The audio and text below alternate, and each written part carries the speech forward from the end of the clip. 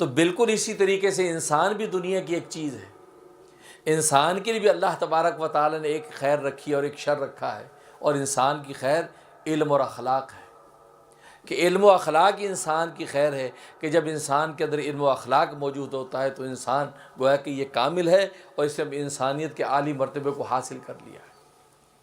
لیکن اس کو جاہل بنانے کے لیے، اسی طریقے سے اس کو بد اخلاق بنانے کے لیے کسی محنت کی ضرورت نہیں، ہاں اس کو عالم بنانے کے لیے، با اخلاق بنانے کے لیے محنت کی ضرورت ہے۔ آپ اس کو مدرسے میں لے کر جائیں گے، اسکول میں لے کر جائیں گے، کالج یونیورسٹی میں داخل کریں گے تاکہ وہ علم حاصل کرے، علم کی خیر حاصل کرے۔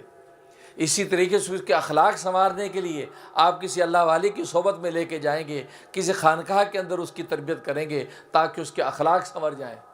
تو گویا کہ علم و اخلاق کے لیے آپ کو محنت کی ضرورت ہے، لیکن اس کو جاہل بنانے کے لیے آپ کو کسی محنت کی ضرورت نہیں، اس کو بد اخلاق بنانے کے لیے کسی محنت کی ضرورت نہیں۔ آپ خیر کی محنت کو روک دیجئے، وہ آٹومیٹکلی خود بخود جاہل بن جائے گا۔ اس لیے آپ نے دنیا میں مدرسۃ العلم تو دیکھے ہوں گے کہ مدرسۃ العلم یا علم سکھایا جاتا ہے، لیکن ایسا کوئی مدرسہ نہیں دیکھا ہوگا کہ جہاں لکھا ہو کہ مدرسۃ الجہالہ یا جاہل بنائے جاتے ہیں۔ آپ بچہ بھیجیے، آپ کا بچہ ہم جاہل بنا دیں گے، اس لیے کہ جاہل بنانے کے لیے آپ کو کسی محنت کی ضرورت نہیں ہے، بد اخلاق بنانے کے لیے آپ کو کسی محنت کی ضرورت نہیں، اس کے اندر خود بخود بد اخلاقی موجود ہے۔ ہاں اخلاق کی خارجی محنت آپ روک دیں گے تو اندر کی بد اخلاقی خود بخود ظاہر ہو جائے گی۔ تو اسی طریقے سے، اور یہی وہ محنت تھی جو انبیاء کرام علیہم الصلاۃ والسلام لے کر آئے، علم اور اخلاق کی محنت، کہ علم کی روشنی میں انسان یہ اپنے مالک کو پہچانتا ہے، مرزوق اپنے رازق کو پہچانتا ہے، مملوک اپنے مالک کو پہچانتا ہے، مخلوق اپنے خالق کو پہچانتی ہے اور اس کی مرضیات پر عمل کرتی ہے، نامرضیات سے پرہیز کرتی ہے، اور اخلاق کے ذریعے سے اپنے جیسے انسانوں کے حق کو ادا کرتا ہے، اپنے جیسے مخلوق کے حق کو ادا کرتا ہے۔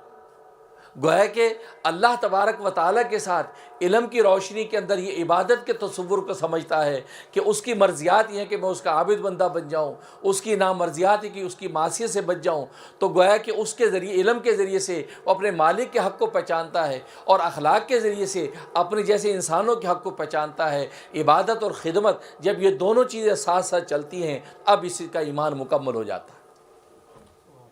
اگر عبادت تو ہے، خدمت نہیں ہے، ایمان مکمل نہیں، خدمت ہے، عبادت نہیں ہے، ایمان مکمل نہیں، دونوں نہیں ہیں، ایمان مکمل ہونے کا سوال ہی نہیں۔ ہاں عبادت اور خدمت گویا کہ اپنے جیسے انسانوں کے ساتھ جب تعلق ہو تو خدمت کا ایک تعلق گویا کہ حقوق العباد کے ضابطے کو پورا کرتا ہے، اور اللہ تبارک و تعالیٰ کے ساتھ جب علم اور ایمان کے نور کے اندر اللہ کو جب پہچانتا ہے تو پھر یہ عبادت کا حق ادا کرتا ہے۔ تو گویا کہ یہ دونوں رکن، یہ ایمان کے رکن ہے، یہ دونوں رکن مکمل ہوتے ہیں تو اب یہ کامل مومن بن جاتا ہے۔